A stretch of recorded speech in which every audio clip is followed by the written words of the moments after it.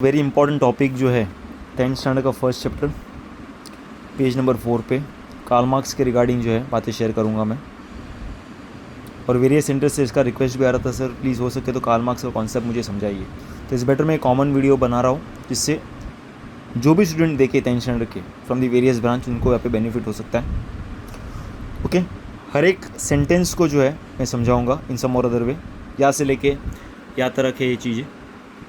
देखते हैं हम कार्ल मार्क्स क्या बोला गया कि in the latter of the 19th century यहाँ पे क्या एक नया थॉट जो है कार्ल मार्क्स ने पे फॉर्मुलेट करने का चालू किया था। वो टाइम पे उन्होंने जो 150 साल पहले जो सोचा, I would say that is become the reality for India कि rich is getting richer, poor is getting poorer in some और अदर वे। सो सेगमेंट चालू होता है अकॉर्डिंग से कि according to Karl Marx history was not about abstract ideas, it is all about the living people. Okay, ये sentence यहाँ पे खत्म होता है। एब्स्ट्रैक्ट आइडिया नहीं है, एब्स्ट्रैक्ट आइडिया मतलब अनरियल है तो फिर हाइपोथेटिकल नहीं है। जैसे एग्जांपल के तौर पे स्पाइडरमैन जो है, सुपरमैन पकड़ लीजिए, वैनम पकड़ लीजिए, एवेंजर्स पकड़ लीजिए, ये सब यहाँ पे क्या एब्स्ट्रैक्ट आइडियाज़ है, अनरियल चीज़ है। But it is all about the living people, obvious चीज़ है, सब लिविंग पर्सन के बारे में। वीर सावरकर पकड़ लीजिए, हिटलर पकड़ लीजिए, एल्बर्ट आइंस्टाइन पकड़ लीजिए, नरेंद्र मोदी पकड़ लीजिए, सब लोग यहाँ पे क्या है कर हिस्ट्री के बारे में डिस्कस करते हो तो it is all about the living people, obvious चीज़ें। यहाँ पे सेंटेंस खत्म होता है। उसके बाद क्या बोला गया कि human relationship are shape by the fundamental needs of people and ownership as well as the nature of the prevalent means of production to meet those need. Okay, तो human relationship are the shape किससे होता है? Fundamental needs. Fundamental needs यहाँ पे क्या है? रोटी, कपड़ा और मकान। और अगर उसको मैं फर्दर ऐड करूँ, हेल्थ एंड एजुकेशन भी आ ही जाता है। एंड ओनरशिप, आप क्या ट्राई करोगे? उसको ओन करने का ट्राई करोगे। As well as the nature of prevalent means of production to meet those need. Prevalent का यहाँ पे मीनिंग यहाँ पे क्या है? कॉमन, जनरल या तो यूनिवर्सल। तो मैंने अगर कॉमन लेते हो तो मीन्स ऑफ प्रोडक्शन में, means of production 11th and 12th के इकोनॉमिक्स में बहुत वाइडर टर्म है।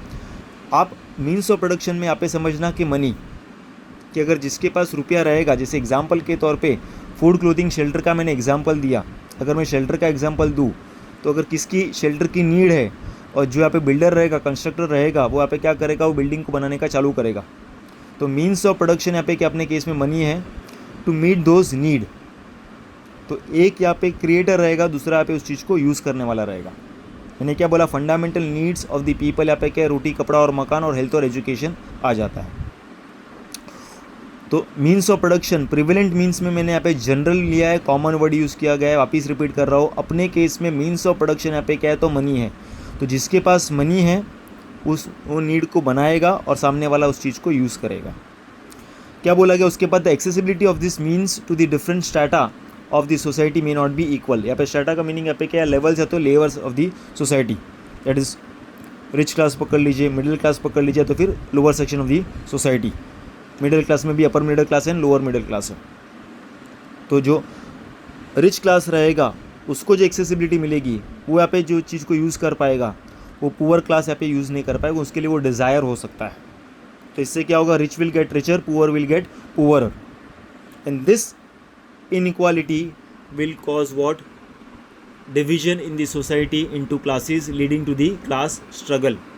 यहाँ पे मैं who have and who have not से मैं एग्जाम्पल शेयर कर सकता हूँ कि राजा के पास सब कुछ है, मुकेश अंबानी के पास सब कुछ है, बट अगर राजा के यहाँ पे कोई फार्मर काम करता होगा, लेबर काम करता होगा, या तो फिर यहाँ पे मुकेश अंबानी के पास सब कुछ है, अगर वहाँ पे कोई वर्कर काम करता रहेगा, तो जो एक्सेसिबिलिटी राजा को मिलेगी, जो यहाँ पे बेनिफिट्स मुकेश अंबानी को मिलेगा, टाटा को मिलेगा, बिल गेट्स को मिलेगा।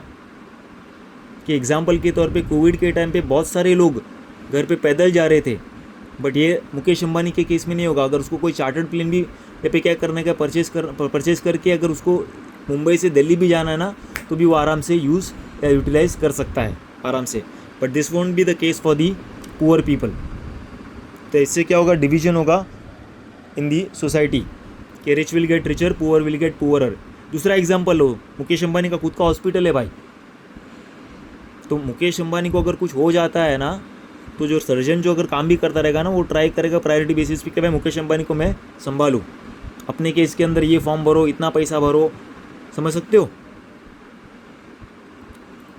तो यहाँ पे क्या होगा, जो एक्सेसिबिलिटी जो रिच को मिलेगी वो पुअर को उतना मिलेगा भी नहीं, उन लोग के लिए तो डिज़ायर होगा। और या तो मैं बेस्ट बोलना चाहता हूँ, मिडिल क्लास की यहाँ पे बैंड बजती है। सर कैसे? कि देखो रिच के लिए, एक्सट्रीम रिच है वो, तो उसके लिए लैम्बोर्गिनी परचेस करना, कुछ भी चीज़ परचेस करना, वो आराम से परचेस कर सकता है और कभी भी परचेस कर सकता है। और जो बहुत ही गरीब है तो उसके लिए वो क्या हो सकता है, विश हो जाएगा, डिज़ायर हो जाएगा, सिंपल है, इच्छा हो जाएगी।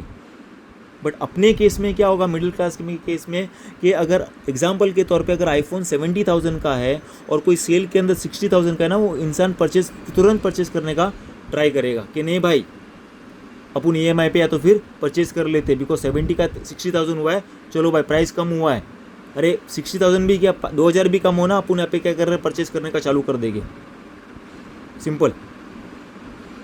तो इससे क्या होगा, इन सम और अदर भी क्लास स्ट्रगल होने का चालू हो जाएगा। And according to the Marx, human history is the history of class struggle as the class that owns the means of production. As the class that owns the means of production. Means of production मैंने क्या example दिया, money का, वो economically exploit करेगा rest of the classes. कि भाई जिसके पास रुपया है, जिसके पास सब कुछ चीज़ है, वो सामने वाले को आराम से क्या करेगा, तो एक्सप्लॉइट करने का चालू करेगा। एग्जाम्पल के तौर पे अगर मैं मिस्टर एक्स का एग्जाम्पल देता हूँ कि ऑन पेपर उसको मुकेश अंबानी ने क्या बोला, रिलायंस ने बोला कि भाई तेरे को मॉर्निंग में 10 से लेके शाम के 7 बजे तक काम करने का है, ये ऑन पेपर के बारे में बोला गया। बट क्या हो गया कि भाई जैसे वो 7 बजे निकलने वाला था, मैनेजर ने 6:50 को उसको यहाँ पे क्या दे दिया, एक फाइल दे दिया कि यार एक अर्जेंट फाइल आया है मिस्टर एक्स कि तेरे को यहाँ पे सबमिट करना पड़ेगा। तो जहाँ पे वो 7 बजे निकलने वाला था, वो 11 बजे निकला और उसको ओवर टाइम का पेमेंट हुआ भी नहीं। और ऐसा सिचुएशन चला, 3 महीना चला, 6 महीना चला, वो बेर करता ही गया, उसको सहन करता गया वो इंसान। एक टाइम के बाद यहाँ पे क्या बोला रिलायंस को कि सर ये पॉसिबल नहीं है, आपने मुझे 7 बजे बोला गया था, आप ओवर टाइम भी मुझे पेमेंट नहीं कर रहे हो, इट्स बेटर मैं यहाँ पे क्या है छोड़ देता हूँ। वो क्या बोलेगा, कोई वांदा नहीं, आप चले जाइए, तेरे बदले कोई दूसरा आ जाएगा। वापिस से मैं ये सेंटेंस को रिपीट करता हूँ कि human history is a history of class struggle as a class that owns the means of production will economically exploit the rest of the classes. Mukesh Ambani को या रिलायंस को या टाटा को या बिल गेट्स को या माइक्रोसॉफ्ट को यहाँ पे जो है फ़र्क गिरेगा नहीं, बट सामने वाले को फ़र्क गिरेगा, बिकॉज उसको ओवर टाइम का पेमेंट नहीं हो रहा है। और उसने एक बुक लिखी थी, कौन सी, तो दास कैपिटल करके। आई होप ये कॉन्सेप्ट समझा होगा।